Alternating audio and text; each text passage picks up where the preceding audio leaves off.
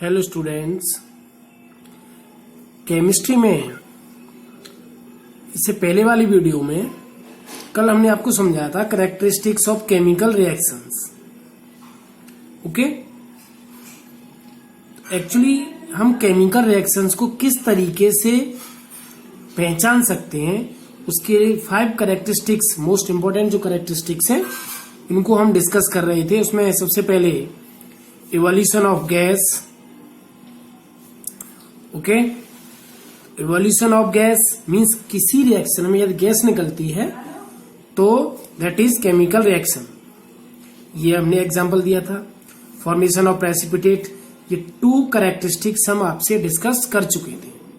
Okay, आज हम बात करेंगे 3rd characteristics, change in colour. Okay, change in colour की हम बात करेंगे।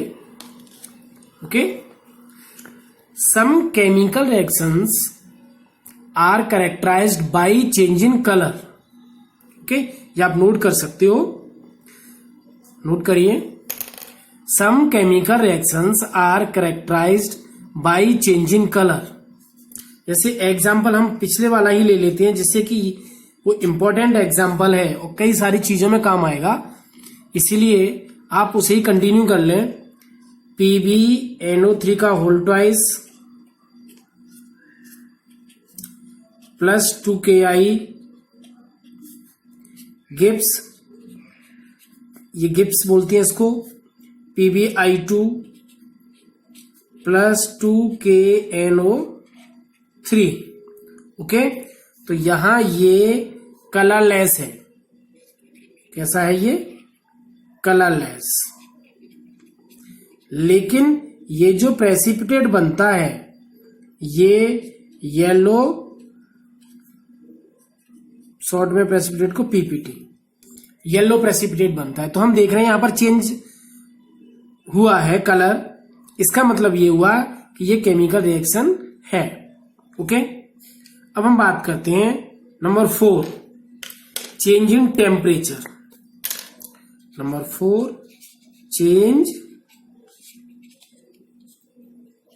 In temperature.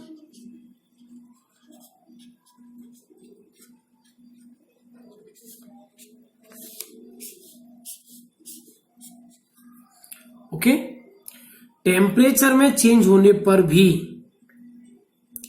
हम ये कह सकते हैं कि वहां केमिकल रिएक्शन हो रही है।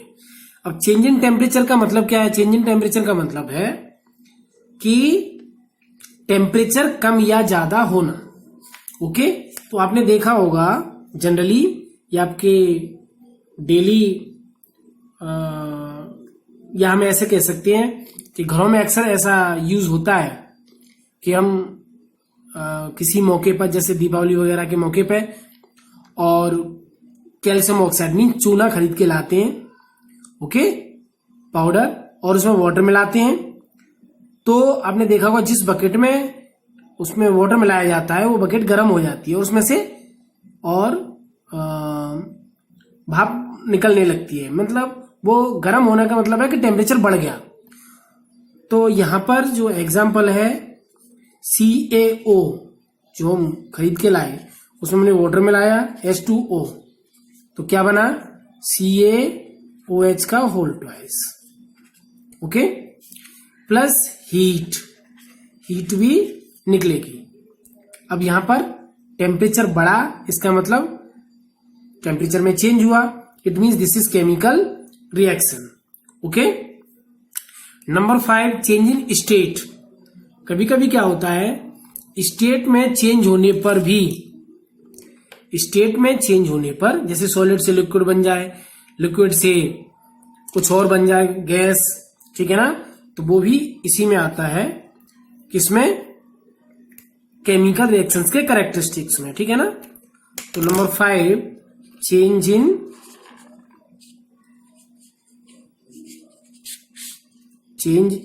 State. Okay, change in state का हम एग्जांपल ले लेते हैं। जब हाइड्रोजन गैस के साथ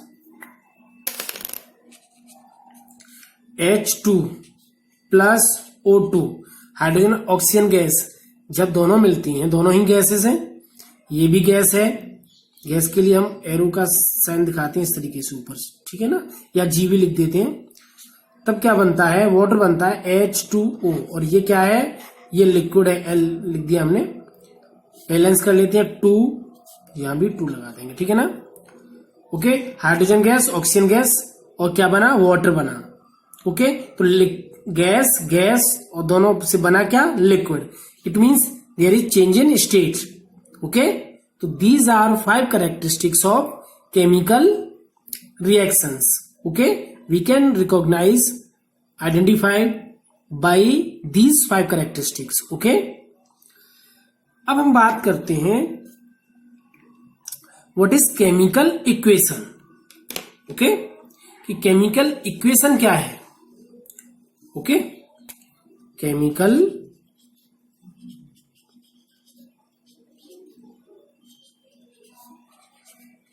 इक्वेशन,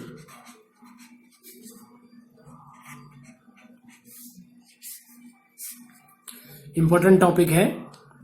एक्चुअली आपने देखा होगा, एक एग्जांपल हमने दिया था, जैसे मैग्नीशियम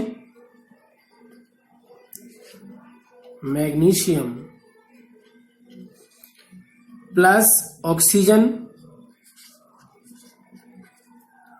ओके, तो इस यहां क्या बनता है, मैग्नीशियम ऑक्साइड बनता है, मैग्नीशियम ऑक्साइड। ओके, अब हम इन्हें इस तरीके से ना लिख के, वर्ड इक्वेशन ना लिख के, इनकी सिंबल्स की हेल्प से यदि इसे रिप्रेजेंट करते हैं, ओके, तो ये क्या कहलाएगी, केमिकल इक्वेशन। ओके, जैसे देखिए Mg plus O2 gives MgO, balance कर लेंगे तो 2 यहां में लगाना पड़ेगा, 2 यहां लगाना पड़ेगा। ओके, तो हम इस तरीके से बोल सकते हैं, आप नोट कर सकते हो इसको, the method of representing chemical reaction with the help of symbol and formulas of the substance involve in it is known as chemical equation. फिर से सुन लीजिए, the method of representing chemical reaction with the help of symbols and formulas of the substance involve in it is known as chemical equation. Okay, अब आपने ये देखा होगा कि मैंने यहां पर 2 लगा दिया, यहां पर 2 लगा दिया, तो ये चीज क्या है। ओके, व्हाट इज दिस, तो ये है इक्वेशन को बैलेंस करना, ये बहुत इंपॉर्टेंट है। ओके, तो बैलेंसिंग ऑफ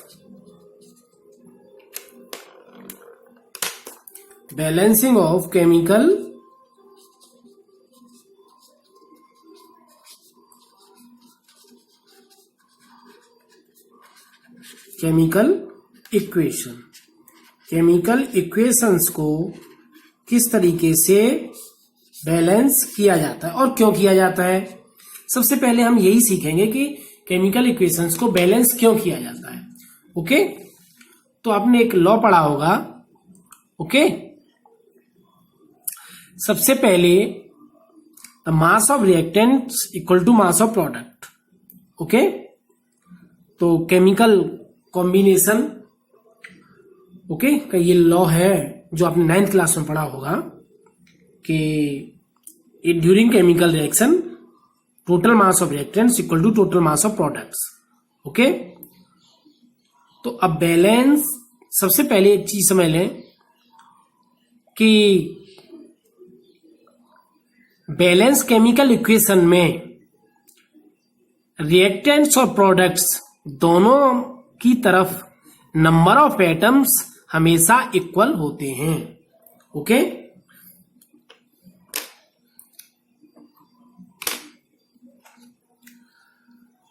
तो 2 हम यहां बोल सकते हैं, क्वेश्चन बनता है कि why chemical equations are balanced.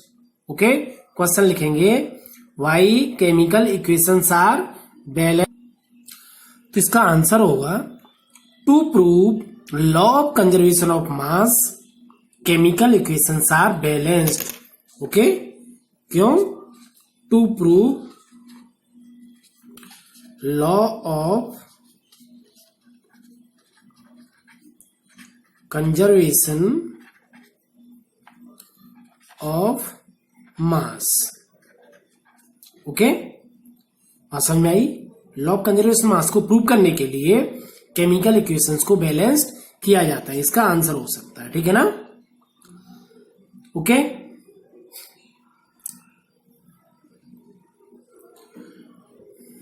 Now किस तरीके से हम इनको बैलेंस्ड करेंगे ये आप देख लीजिए।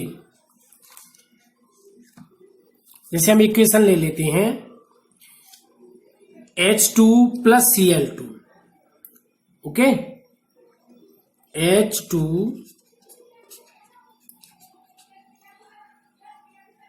प्लस Cl2 बना क्या? HCl। ओके, अब देखेंगे यहां हाइड्रोजन के कितने एटम है? 2, लेकिन इधर हाइड्रोजन के कितने एटम है? 1, तो हम यहां पर 2 लगा लेंगे। ठीक है ना? इधर हाइड्रोजन के 2 हो गए, अब इधर क्लोरीन के भी 2 हो गए, तो इधर देखेंगे तो इधर भी क्लोरीन के 2 हैं। It means number of atoms of hydrogen and chlorine are equal of number of atoms in other side. Okay, LHS और RHS दोनों में ही हाइड्रोजन क्लोरीन के नंबर ऑफ एटम्स इक्वल है। यहां पर आपको याद रखना पड़ेगा कि हिट एंड ट्रायल मेथड हम यूज कर सकते हैं कि जो नंबर ऑफ एटम्स हैं हम बढ़ाएंगे, और कभी यदि हमें लगता है कि ज्यादा हो गए तो कम भी करेंगे। ठीक है ना? एक चीज और आपको याद रखनी है कि फॉर्मूले से आपको कोई भी फॉर्मूले में चेंज नहीं करना है। आप 1 तो बढ़ाएंगे नहीं, कर 1 तो लिखते ही नहीं है।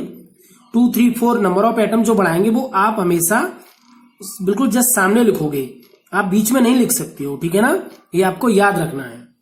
ठीक है? ओके, तो एक और एग्जांपल देख लीजिए। जैसे Mg वाला तो हमने ले लिया था, खैर Fe plus H2O gives Fe3O4 plus H2। Okay, तो यहां पे हम देखेंगे कि Fe के इधर कितनी है? 3, तो हमें इधर 3 करने पड़ेंगे। ठीक है ना? तो 3 Fe हमने इधर कर लिया। ओके, अब हाइड्रोजन के देखेंगे, हाइड्रोजन के यहां OK देखेंगे, OK 4 है, लेकिन यहां OK कितने हैं? 1 ही है, तो हमें 4 बढ़ाना पड़ेगा। तो मैं इसको यहां पे ऐसे लिख देता हूं 3Fe प्लस 4H2O गिव्स।